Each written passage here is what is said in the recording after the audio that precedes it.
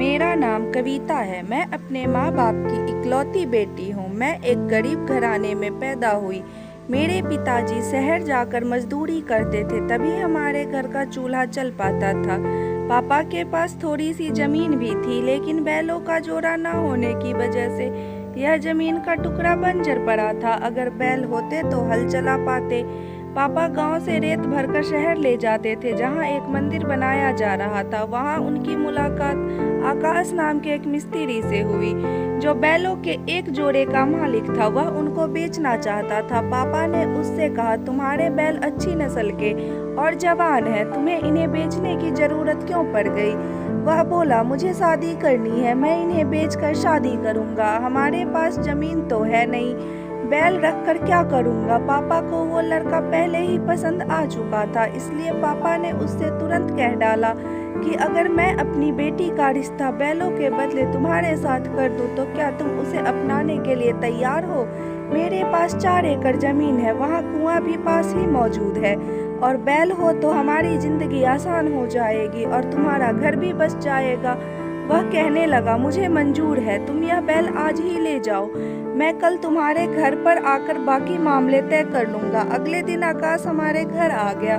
क्योंकि कई सालों से हमारी जमीन बंजर पड़ी थी, इसलिए मेरे पापा ने बैलों के जोड़े के बदले में मेरी शादी आकाश से करवा दी और बस मुझे एक जोड़ा पहनाकर आकाश के घर भेज दिया। शादी के अगले दिन पापा कहने लगे, बेटी चली गई और घर में बैलों का जोड़ा भी आ गया। सौदा बिल्कुल भी बुरा नहीं है, लेकिन जब उन बैलों के गले में घंटी बजती तो मेरी माँ को उन घंटियों की टन-टन की आवाज़ मेरी याद दिलाती थी। यहाँ तक कि कभी-कभी तो उसकी आंखों से आंसू भी टपक पड़ते थे। मगर पापा इस सौदे से बहुत खुश थे। फिर एक दिन वो माँ से बोले, 2 सालों से कुएं से एक डोल भी पानी नहीं निकला, इसलिए कुआं वीरान पड़ा है। अब बैल हाथ आए हैं तो अब कुएं में पानी खत्म हो गया, लेकिन खैर बैल आ गए हैं तो सब सही हो जाएगा। बस अब इन्हें सर्दी से बचाना, वरना हम फिर से खाली हाथ ना रह जाए। खैर दिन गुजरने लगे। मैं ससुराल में बहुत खुश थी और मैं खुशकिस्मत हूँ कि मुझे आकाश जैसा कमाऊ और संस्कारी पति मिला। वह मेरे दुख सुख का साथी था। मैं उसे पाकर बहुत खुश थी, वह भी मुझे पाकर बहुत खुश था। एक दिन कहने लगा, तेरी जैसी पत्नी 2 बैलों के बदले में मिल गई। मैंने बड़े फायदे का सौदा किया है। भला बैलों में क्या रखा है? तू हंसती है, मुस्कुराती है, मेरा ख्याल रखती है, तू मेरे लिए किसी दौलत से कम नहीं है। ऊपर वाला हमारी जोड़ी हमेशा बनाए रखे, बस उम्र भर हम साथ रहें। उसे मुझसे बहुत लगाव था, वह मेरी बहुत कद्र करता था। अपने गांव में उसने मेरे लिए पक्का और खूबसूरत घर बनवाया। उस घर में मेरे अलावा मेरे सास ससुर और मेरे 2 देवर और एक जेठ जी रहते थे। वह भी कमाऊ थे, मतलब यह कि बहुत खुशहाल घराना था और शहर भी उनके गांव से नज़दीक ही था। यह गांव इतना बड़ा नहीं था। मुझे यहाँ आकर जिंदगी का सुख और हर खुशी मिल गई। पति अच्छा हो, प्यार करने वाला हो तो औरत को और क्या चाहिए। ऊपर वाला ने हमें 3 बच्चे दिए। हम बहुत खुश थे कि अचानक मेरी जिंदगी में भूचाल आ गया। वक्त ने करवट ली, हमारे हालात बदल गए। एक दिन मैं अपने बच्चे को झूला झूला रही थी कि अचानक छोटा देवर भागता हुआ आया और बोला, भाभी गजब हो गया। भाई और तुम्हारे माँ बाप किसी काम से शहर जा रहे थे कि अचानक एक ट्रक से उनका एक्सीडेंट हो गया और वह वही मौके पर ही दुनिया छोड़ गए। अस्पताल ले जाने की भी नौबत नहीं आई। भगवान जाने कि कैसे ट्रक के ब्रेक फेल हुए और उन तीनों की उस ट्रक की भयंकर टक्कर की वजह से रोड क्रॉस करते हुए मौके पर ही मौत हो गई। मेरी तो जैसे दुनिया ही उजड़ गई थी। कुछ दिन ऐसे ही गमगीन रही। फिर एक दिन मेरे सामने एक हकीकत आई तो दिल थाम के रह गई। वैसे तो मेरा छोटा देवर मुझसे उम्र में 2 साल छोटा था, लेकिन मेरी खूबसूरती उसके दिल में घर कर गई थी। मैं रो रो कर उम्मीद भरी नजरों से कभी सास ससुर और कभी जेठ को देखती। जेठ की पत्नी भी इस दुनिया से जा चुकी थी। मेरे जेठ ने कहा, माँ कविता को कहीं धक्के खाने की जरूरत नहीं है, इसको इस घर से प्यार है और इसके 3 मासूम बच्चे भी हैं। पूछ लो, अगर राजी हो तो मैं इससे शादी कर लूँगा। ताकि यह बेचारी दर बदर ना भटके और ना ही अपने बच्चों से अलग हो। जब ये बात मेरे सामने आई तो सुनकर मेरे दिल को सुकून मिल गया और बच्चों से दूर होने का डर भी खत्म हो गया। घर और बच्चों की खातिर मैंने अपने जेठ से शादी करने की हामी भर ली, मगर मेरे देवर को यह बात बिल्कुल भी पसंद न आई। उसकी सोच गंदी थी। वे मुझसे अपने जिस्म की हवस पूरी करना चाहता था। उसने कई बार मुझे अकेला पाकर टॉर्चर भी किया, लेकिन जब मैं ना मानी तो उसने मुझे बर्बाद करने का प्लान बना लिया। अपने बड़े भाई यानी मेरे पहले पति के सामने उसकी बोलने की हिम्मत बिल्कुल नहीं थी, इसलिए उसने मुझे उनके रहते हुए कभी कुछ नहीं कहा। लेकिन अब उसका दरिंदापन धीरे धीरे बाहर आ रहा था। मैं भी क्या कर सकती थी, एक औरत हूँ ना। खुद को जमाने की गंदी नज़रों से बचाने के लिए हम सफ़र की ज़रूरत तो पड़ती ही है, लेकिन जो ज़िंदगी भर साथ निभाने वाला साथी था वो तो अब इस दुनिया में ही नहीं रहा। खैर, जेठ से मेरी शादी का तय किया गया। दिन भी आ पहुंचा, मंडप सजाया गया, लेकिन जैसे ही फेरों का वक्त हुआ तो गांव का एक बहुत बड़ा जमींदार पुलिस के साथ दौड़ते हुए आया और मेरे जेठ यानी मेरे होने वाली पति पर इल्ज़ाम लगा दिया कि उसने जमींदार के घर में घुसकर चोरी की है। इल्ज़ाम सही था या गलत ये तो कोर्ट तय करेगा, लेकिन फिलहाल उसको जेल जाना था, क्योंकि यह इल्ज़ाम गांव के ऐसे आदमी ने लगाया था कि पुलिस भी उसकी मुट्ठी में थी। जी के जेल जाने के बाद छोटे देवर ने तुरंत अपना सर उठा लिया। उन्होंने कहा, अब जमींदार का जुर्माना भरकर ही भाई को रिहा कर सकेंगे, मगर पैसे कहाँ से आएंगे। उसकी नज़र तो पहले से ही मुझ पर थी।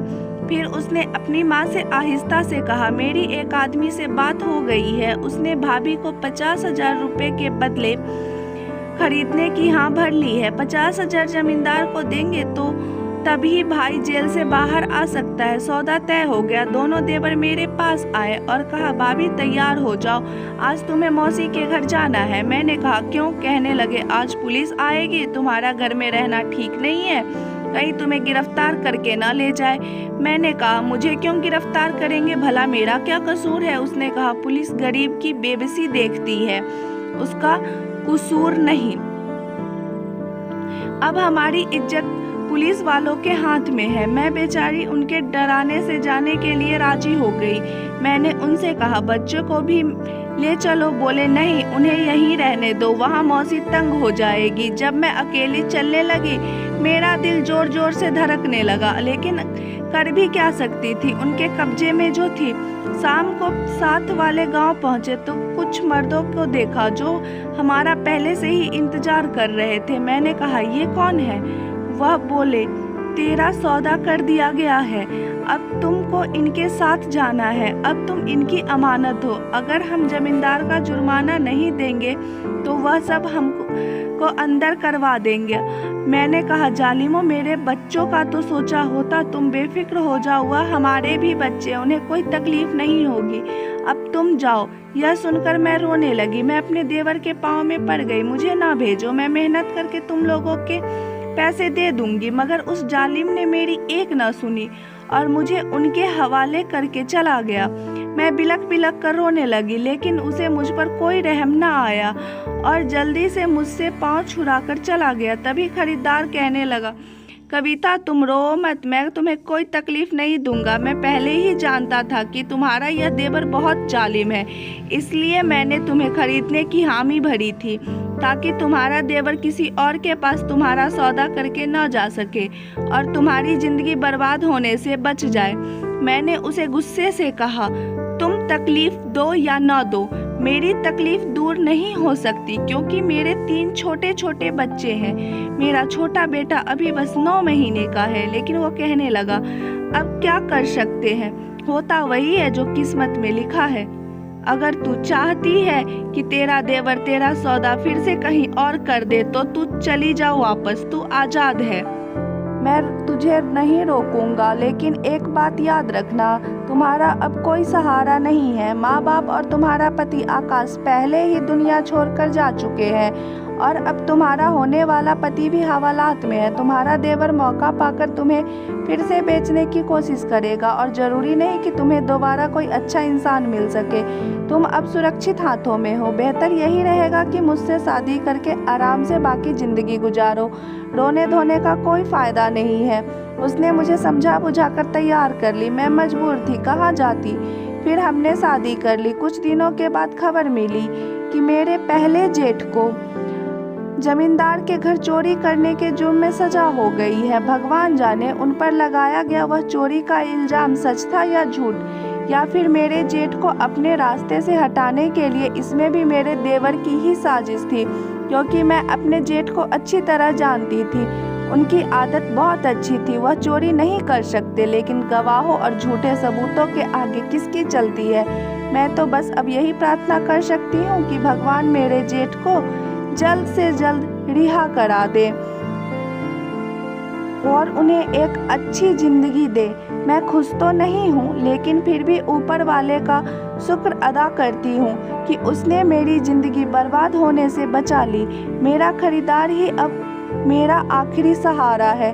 मैं दुआ करती हूँ कि ऊपर वाला इन्हें हमेशा खुश रखे, जिसने मुझे नई ज़िंदगी दी है, वरना मेरे देवर ने मुझे बर्बाद करने में कोई कसर नहीं छोड़ी थी।